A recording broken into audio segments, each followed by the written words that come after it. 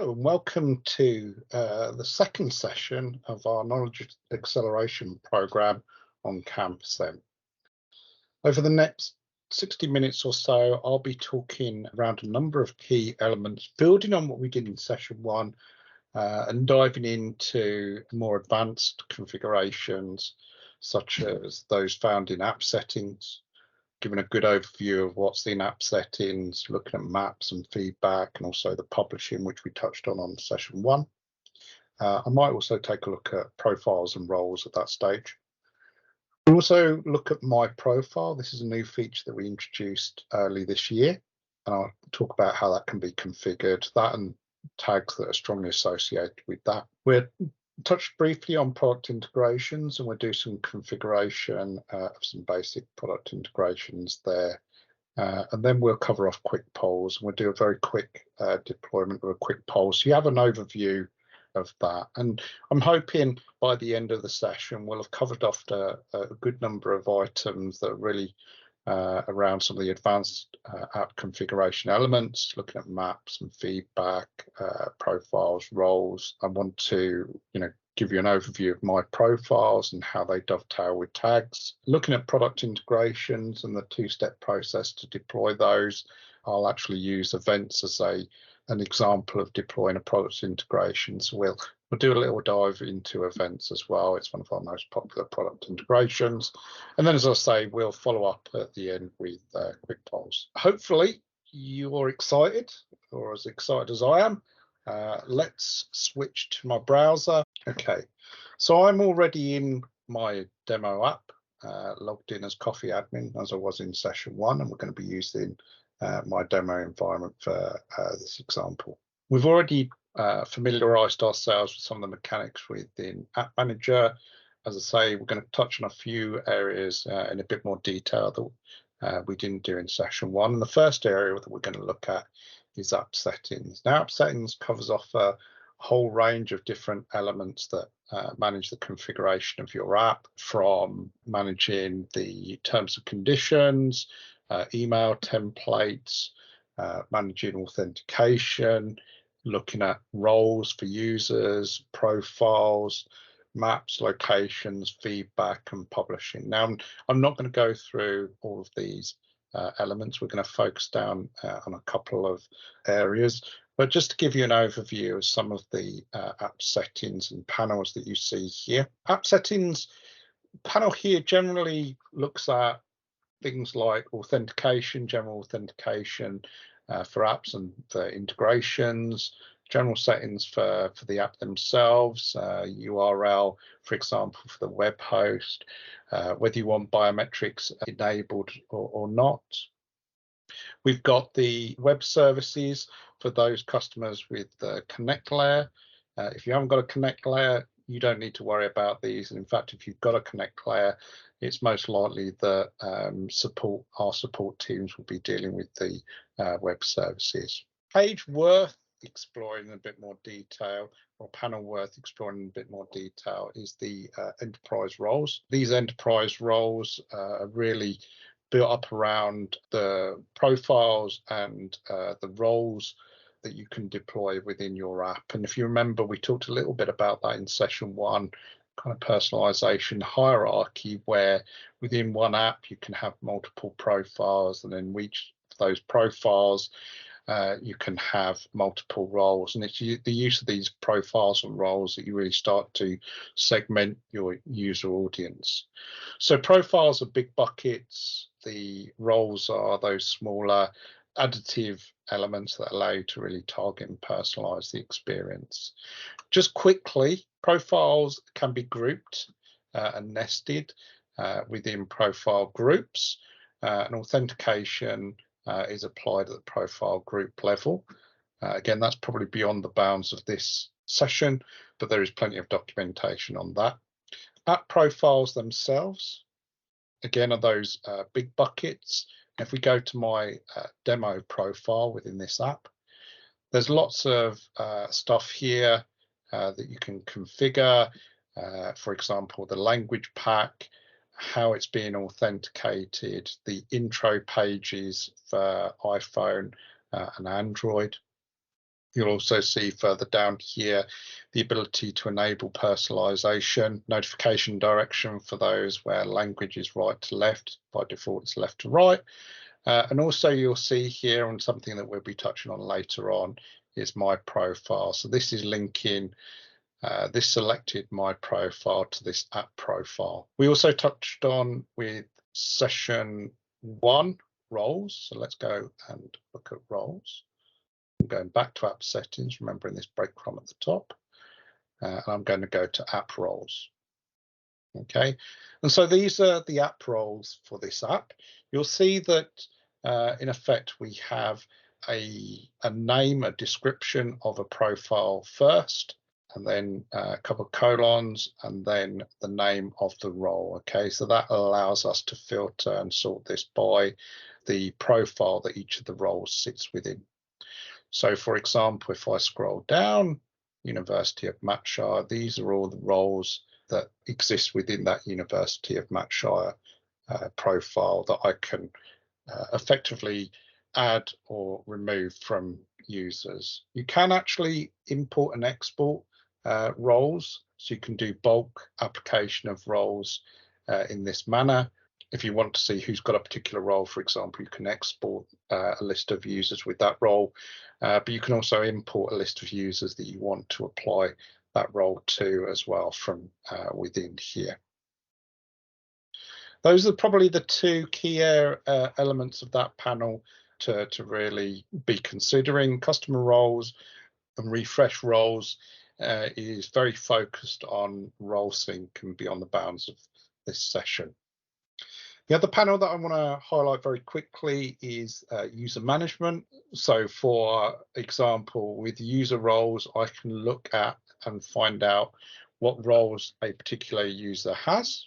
And I'll go to my test user here.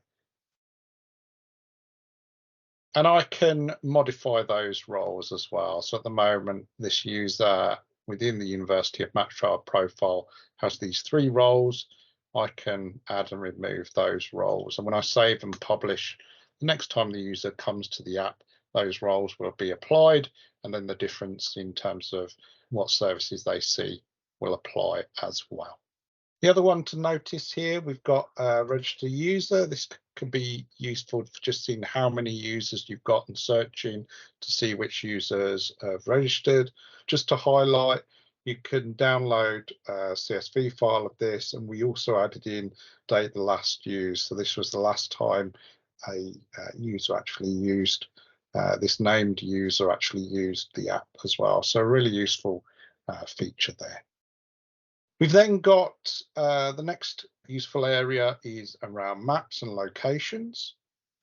So these are both the campus maps, location categories, and the actual positions within the maps.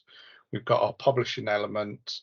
Again, we touched on that in session 1, but we'll look at that in a bit more detail. And then finally, we've got the feedback area. So you can actually enable feedback from within the app settings area, and you can collect and collate the feedback here. So let's delve in a little more detail around maps. So maps, as you know, nice feature within campusM that allows you to provide a list of campuses along with their maps, locations or positions as we call them within the app, and those positions being categorized.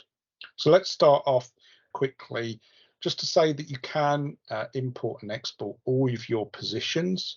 So for example, if you're doing a bulk update, before the start of term, exporting all of your positions here will enable you to view all of the positions. You can edit them, and then you can re-import them with the updated details here. We'll just open this Excel sheet. You'll see how this is formatted. It's a multi-tab worksheet. So you'll see we've got maps, categories, and the positions. And against those, you've got the actual details here that you can edit. Some of the fields you can edit, some of the fields you can't, just to enable re-importing of that data smoothly into the app. Just going to go back in and we'll go and have a look at maps. maps are effectively, again, if you think of a hierarchy, maps are where your positions sit. And as a user and as an admin, I can set up multiple campuses, different campuses across your university estate if I wanted to. So, for example, if I go into university campus here, we can give it a description. If you want to, and you have a map that's in scale, i.e.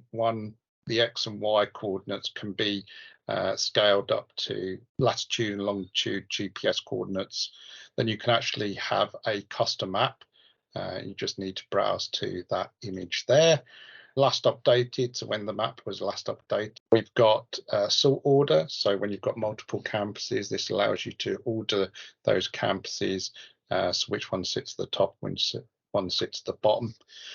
We've got then the GPS coordinates, and this is effectively outlines the square, the rectangle, the dimensions, if you like, of the top left corner and the bottom right corner of the map around the campus. So again, this allows you to define, if you like, the perimeters of the campus. You just need to, something like Google Maps. If you click top left and bottom right of the map, you'll be able to get the coordinates and enter them in here. Profile owner, if you're giving management of things like maps to a particular user, profile owner allows you to lock that down to users who have administration over a particular profile. So it's a way of supporting administration. And then roles, I can actually make maps visible or not to certain roles. So again, this might be useful where you've got multi-campuses and students aren't moving between campuses. If you've got a role that defines the user's home campus, then you could use this to effectively filter the campus map to the right users based on the role that's been applied. So those are maps. If I wanted to add one, it's just a case of adding campus map and then completing those details. You'll see that if I've enabled images, last updated, again, you can click now to just quickly populate those. Each of these with a star are mandatory, so you do need to apply those if you're creating a map. Alongside maps are categories. So location categories are effect a way of grouping your positions into functions. So cafes, teaching space, libraries, these are all examples of categories. Just to say, a position can belong to more than one category. And if we add a location category, again, it's just a case of giving it a description. You can add an image, an icon for that particular category, define a sort order. And again, as per the campus maps, you can define a profile owner, and then you can also define roles where that category will be visible. Again, another use case for that might be staff facilities. If you categorize those, then define a role for staff, you can actually, show those facilities just for staff and not for students, just as an example of what you can do there. And then finally, we've got positions. So positions configured against campuses and location categories, or can be. You don't have to, but typically they're defined against campus and location categories. So you might have teaching spaces, and that category would cut across both multiple. Each campus will have teaching facilities, but here I can define, what actual campus position belongs to. So if we click on,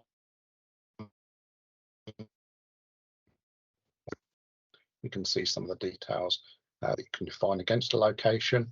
So the description, you can define whether it shows on the map or not. This is if you're an attendance, for example, an attendance customer, and you're doing it at room level, you might not want to show all of those positions, all of those room positions on the map. They might just be for validation purposes. This allows you to hide or show them on maps.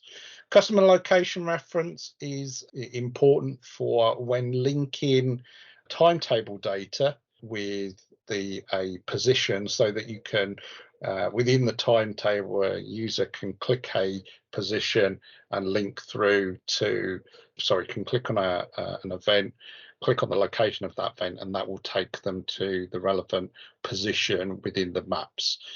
That is done by providing the correct customer location reference in the timetable feed linked to this particular field. Okay, so as long as they match, there will be a join between what's coming from the timetable data in terms of the customer location reference and the position within the app as defined here. Again, we've got sort order and last updated, so you can audit when it was last updated. An image, this appears in the position information panel. Latitude and longitude. Again, Google Maps is really good at allowing you to stick a pin in and find the latitude and longitude for you to input into there. And then you've got lots of fields that you can populate with further information that can be shown against the position. Just to note, this categories and maps, this is where you define what category a position belongs to. So this position belongs to PC availability and teaching, as well as campus location and housing. And then you define the maps that this position sits within. So this is within the university campus. Once you're happy, save, and your changes will be saved to the database. The final step, having maybe added a campus or modified a position, is publishing, which leads us nicely on to publishing. So publishing is the mechanism that we use to flag to the app that something has changed, something is available, new is available to download. And publishing is found within the publishing panel. And there are a number of categories that you can publish against, and you can publish those against different profiles or against all. Okay, so the elements that you need to publish are maps and those location categories, services, those are web services, homepage banners, content, resources from the asset manager, app profiles, feedback and sharing, and position actions. Okay, so those are the elements that you actually need to flag for publishing when you've made changes, and you just put a tick in the ones that are of interest, or you can click all, or you can publish all, and it will do everything. Okay, and then you'll see once it's published, the last published date will be reflected below each of those elements. Let's go back to app settings. The final bit I wanted to cover off just with this overview of app settings was feedback. And feedback is an area of the app within app settings, and you can link to it from a tile using a campusM URL. Just allows you to give a space for your users to provide feedback about their experience. And we've got a range of different feedback items or elements. We've got problems, we've got general feedback, and we've got ideas. So if they've got an idea on how to improve their experience, then you can publish that. Now, to make these available or not, you can do that within the feedback configuration. You can enable or disable them. One other element just to flag here is the app rating. This, for the native apps, provides the ability for a user to directly rate their experience to the App Store. It's a good way of getting students to supply their rating for the app. Typically, we see most ratings, people vote with their feet. They tend to rate things when they're having a poor experience. This just allows you to prompt when they're generally having a good experience, and hopefully get that majority voice in terms of app rating. So that's a nice one to enable. And then these just allow me to selectively enable feedback, problems, or ideas. We go back to our panel here. Problems, within the problems, in fact, let's quickly go and show you where these can be seen. Again, I'm showing you on the web app just because it's a little easier to do. So within the app settings drop down, we've got feedback. If I click that, we've got send feedback, report a problem, and suggestion box. That's what we call the ideas here.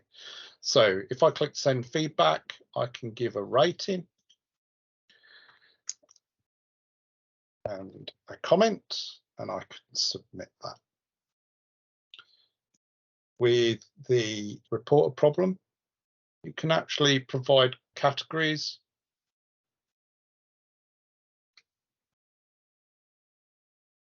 and comment. And these categories are configurable, and I'll show you how that is done. And then finally, suggestion box. And this is just a plain text suggestion box, nice and easy. So let's go back and take a look at those in a little more detail. As I say, you can actually configure the problem page categories. So these are all of those categories that I selected or I had the ability to select from. And here you can define the actual value code and description that can be selected from. And if we go to the categories, and you'll see that as a user within the app, I can either define a page problem or an app problem. So, you know, a page problem might be that out of date, whereas an app problem might be a crashing, for example. So you can have slightly different category reasons depending on whether it's an issue with a problem on the page or a general problem with the app.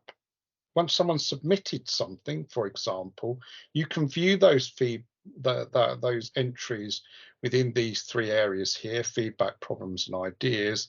And you can also define a set of email addresses that feedback will go to. So it'll provide a summary of the feedback and populate the fields within that email. So if you wanted to redirect reported problems to your help desk software, you could put your help desk software email address in there, and it would send it. So you could publish, manage those through your help desk instead.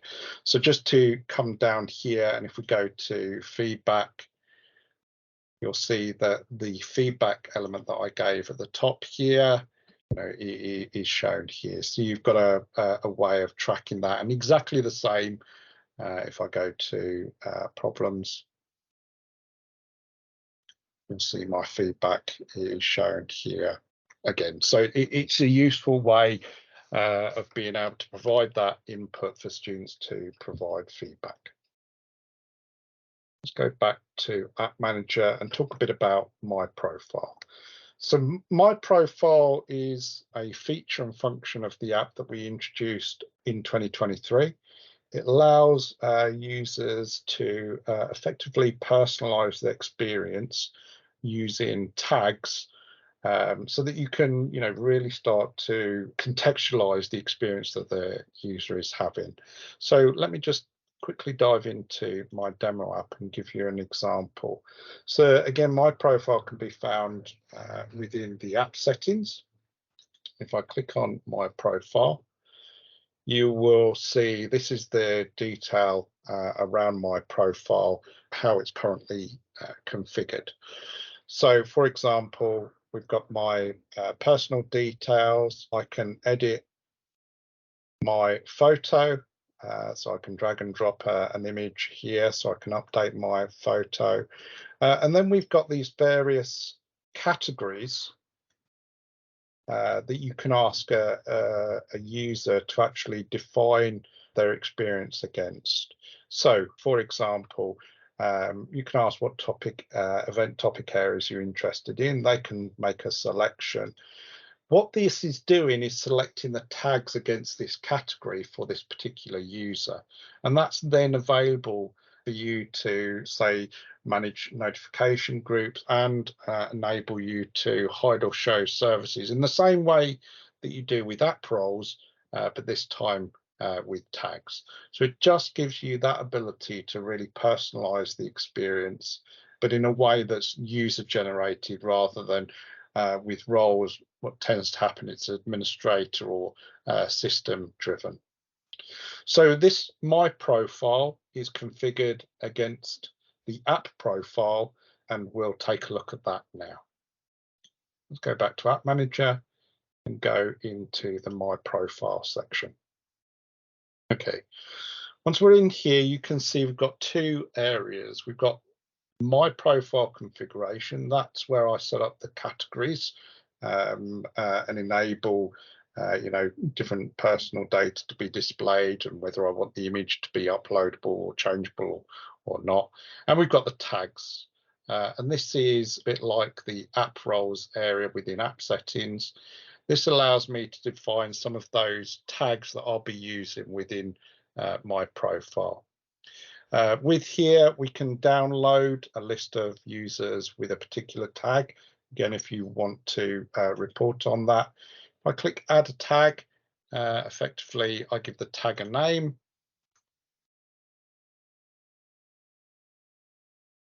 And I can give it an image. I'll leave it blank at the moment. I haven't got a good image, I'm afraid. And then I can also define a alert group that this tag, by virtue of a user selecting this tag, will automatically be enrolled against. So it's a great way, again, of populating notification groups based on, in this case, user interactions.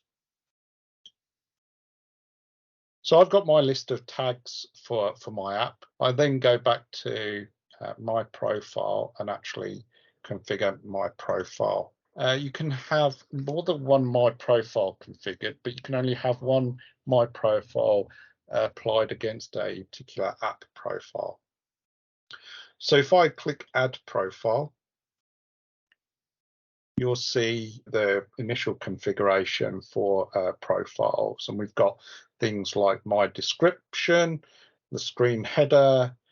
We can then define, do we want a user to upload an image? Do you have a source for that image? So you can use the IDP, for example, the same as the ID card, or you can allow a user to upload their own. Then we've got the categories. Against each of the categories, you can define who within each profile roles that a particular category can be seen by. So again, that might allow you to have different categories, ask different questions, if you like, whether it's student or staff, or whether it's an undergrad or postgrad. So it allows you within that My Profile area to be selective about the categories and the tags that a user can select based on their roles. We've then got the category titles. So, for example, the question, or, the title of the tags, the grouping of the tags that you want a user to select from. And then you've got the tag configuration. You can also show or hide different labels. Like many of our areas now, you can configure the labeling to meet your particular terminology within the institution. What I'm going to do, instead of going through this for the sake of time, I'm going to go and show you one I created earlier. So this is the one I demonstrated. So you'll see here, I've got the screen title. I've enabled the picture to be uploaded, and you saw me actually show you how you do that within the web app. Then I've got the categories. So these are the questions that I want feedback on. I've got these deployed for everyone, so the default role for that profile. And then I've got the tags. So this just allows me to select from the tags that I've created, and I can label them either the same as the tag, or I can label them differently. If you've got a systematic naming convention for tags, you can give them actually within the interface, a more suitable descriptive text. So here I can say, you can see that I've got, what event topic areas you're interested in. And then I've got academic writing, research skills, and literacy. And so these are the tags that a user can select from. They can select one or all or none. And by virtue of them selecting that and saving that, that user is then tagged with this tag and then use that to operate, visibility of services or those alert groups as well. And going forward, you'll see that in recommendations and other areas. I can display the university name and just put that down in here, and I can edit it. So now I've got that configured. The next step is to go and apply that against a profile. So profiles within app settings, we talked about that a little earlier. And if we go back down to app profiles, go to University of Shropshire, you can see at the bottom here all of the available profiles and the one that I've selected for this profile. If you're deploying it for the first time, just to note, the final thing you do need to do is profiles. You've got app profiles here, just publish that. And then your profile should be available for users to then access and populate. Profiles and tags. You'll have seen in the session 1, we've got roles and tags within App Builder that allows you to define visibility of services. And you also saw how we did the notifications as well, and how we selected notifications.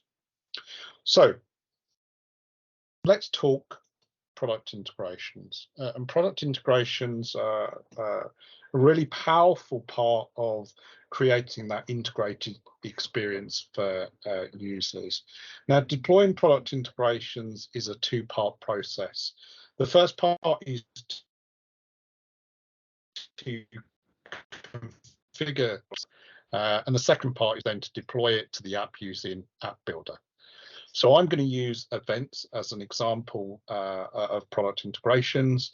It's one of our more popular. It's quite nice. It could be standalone. You could just run it through with Excel file for populating event data. So it's quite a nice one to begin with. So let's go into product integrations. So within product integrations, these are all the product integration instances. And you'll see against product integrations, we've got the product integration type. So in this case, it's events, and then the actual name of the instance of that particular integration. I can also filter this nicely through here. So if I just want to see all of the events, product integrations, I can just filter this down nicely to the events one. If I select events, click the checkbox next to them, I can multi-select. This is also where I can delete product integrations. As always, just be wary about what you're deleting. And then at the top here, we've got the add product integration instances. So let's add a product integration. First thing you get is a list of all the product integration types that you can select from. Okay, so these are documented within the Knowledge Center, the configuration of all of these. We're going to go and select events.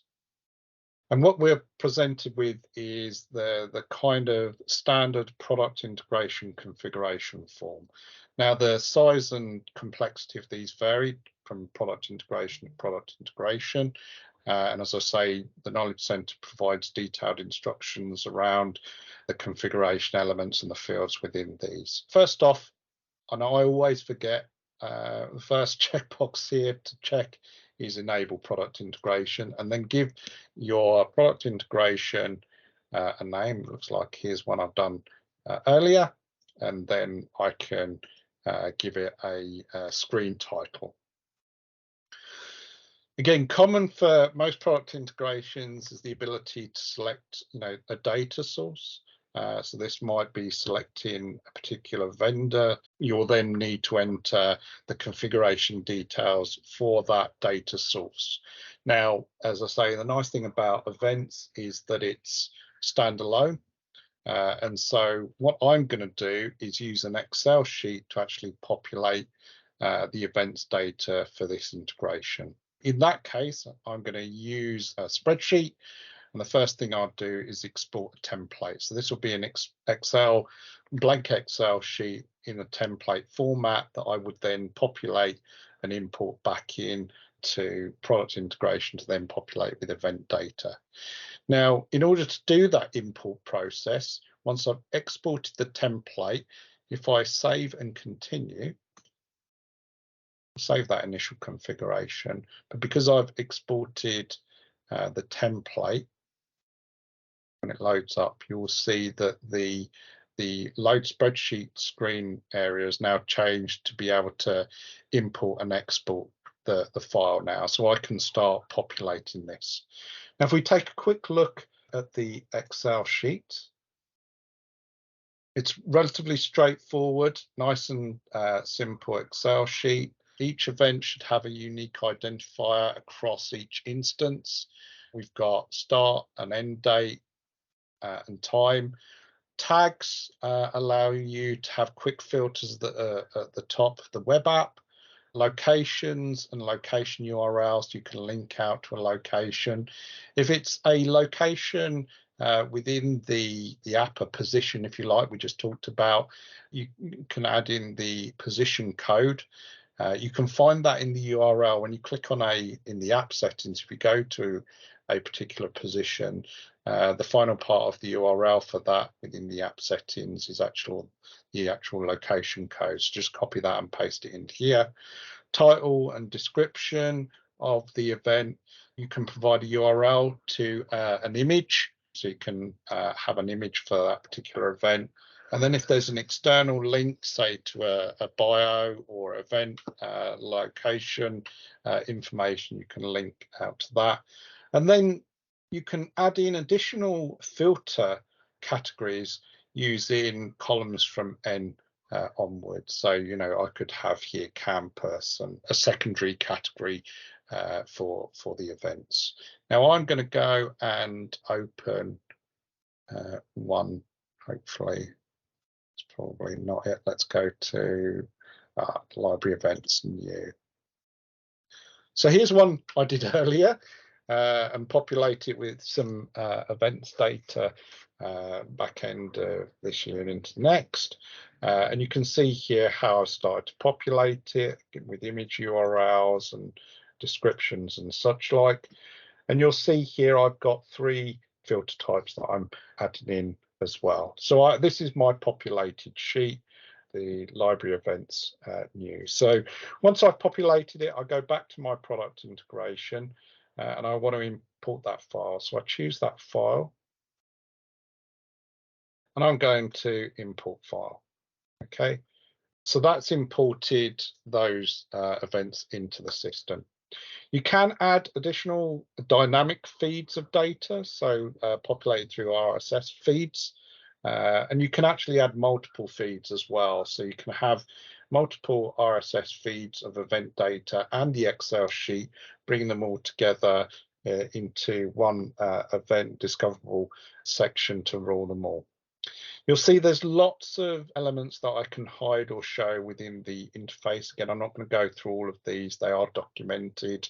I'm going to leave this pretty much as vanilla.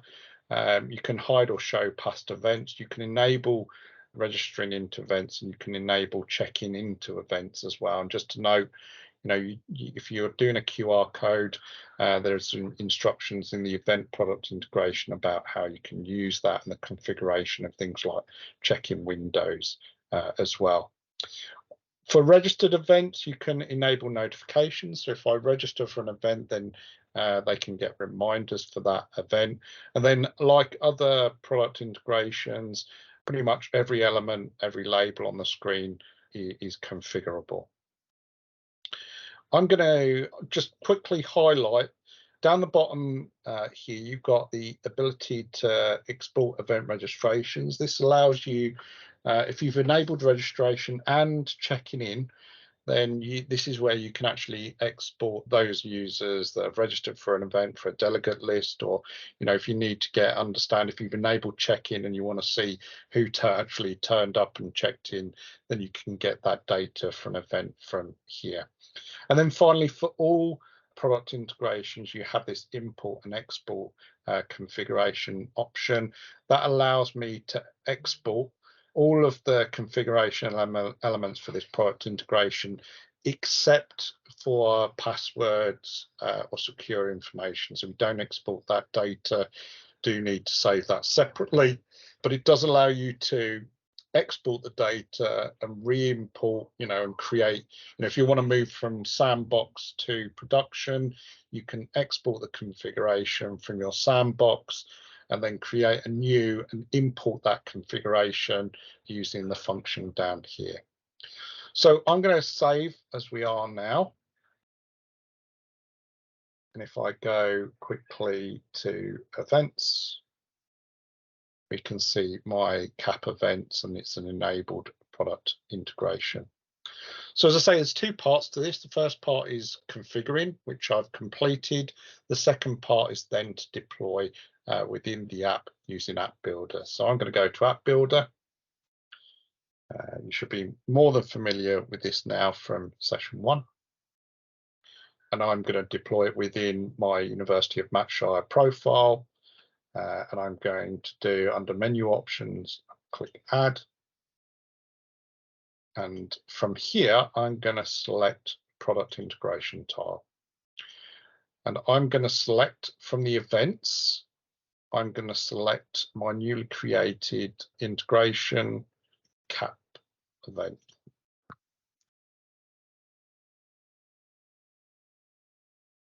Okay, so I'm going to drop that on the home screen. And like all other tiles, I can configure it by role or by tags, visibility by role or by tags.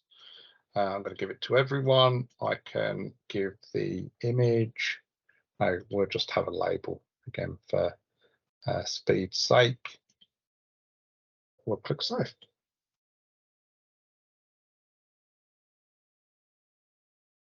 Again, to see that, start of a new session. So I'm going to go home, I'm going to refresh. We can see our CAP event. If I click on that, this is the event data that I populated for that event. The final part that I wanted to show you was the quick polls. And let's just go home to quick polls. And within quick polls, you can find it has its own section within configuration. So we've got our quick polls section. Now, I'm not going to cover off how you deploy the quick poll tile to the home screen. It's just a case of, as we've done with other tile types, it's a product feature tile, and just select quick polls, and that will drop the tile into the home screen. What I do want to just touch on are the general settings. So within the general settings, you enable them, and then these gives the a bit of information about look and feel, so colors and such like for the polls, and you can hide or show events for results for end users. But then things like text labels can be configured. The default response text can be configured. The more information panel can also be configured. Now, the response text, you can actually, and the notification text, you can actually override those at the individual poll level as well. So these are kind of the default settings, and then you can actually override them when you get to the individual poll. So these are the general settings, the general look and feel and configuration of polls. To actually launch a poll is relatively straightforward. I just click Add Quick Poll. And the first thing that I do with polls, it's a single question, either multi-choice or free text response. So the first thing I do is define the question. Was this training session, for example? You choose the response type, so single selection, multi-choice, or multi-selection, multi-choice, or free text response. So I'm just going to have single selection here. Great. You can actually add a role based on how the user responds if you want to. So if I respond here, I could, for example, had sentiment motivated. So they were motivated by me. That will apply that role if someone answers great. And I can also add a custom response if they answer with this response. So that's great. Tick. And then I can add not so great, not so great. I'll leave it with this, the default settings. As I say, you can customize the notification if you want to, or you don't have to send a reminder notification either. That's launched when the poll opens, but you can, the poll level, you can customize it. Otherwise, if it's enabled and you leave it blank, it will pick it up from the general configuration. Likewise, with the response text, can add a general response text for a poll. If you've added a response text for a particular response, that will override the generic response. Otherwise, it will pick it up from the general settings. And then finally, you then choose who to distribute it to. So again, this is based on roles. So for example, if I choose University of Matt Sherlock default role, everyone within that profile will see this poll. And you can add multiple roles as well if you want to do it across different profiles, for example. I can create a recurring poll, it can be the weekly or monthly. You can define the pattern of that. And then you just define when the poll's open to when it closes as well. So this just defines the period of time that the poll is actually open. So if I click save, because I put the open time starting yesterday and closing tomorrow, I think that poll will now be available for me to respond to. So if I go to the home and do a refresh and go to quick polls, you can see I've got that. How was this training session? I'll say great. You get that default response text. Again, that was that option. Do you want to show the results or not? You can choose to show those. That will aggregate whoever's responded at that particular time. It will aggregate the results here. So nice and simple. As a user, I can also see how I've responded to previous polls. And there's that information screen that I can configure in the general settings. If I go back to select quick polls, how was this training session? I can actually view the results from here. Not particularly great, only one person responded, but you can see the same kind of graphic in terms of the breakdown. But also importantly, I can export that.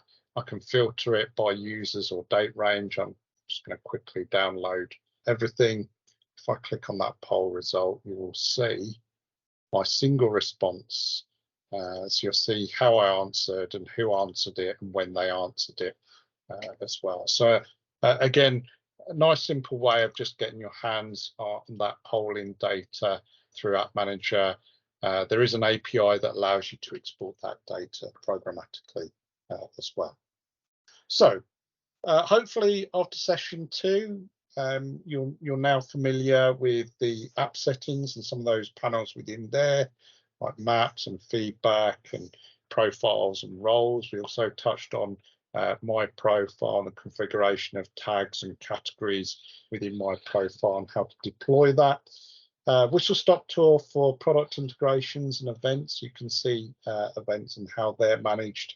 And then finally, just to top off session 2, we took a quick look at quick polls and how easy it is to actually deploy those to your end users. So thanks again for your attention. I hope that's been useful, and I'm sure we'll touch base soon.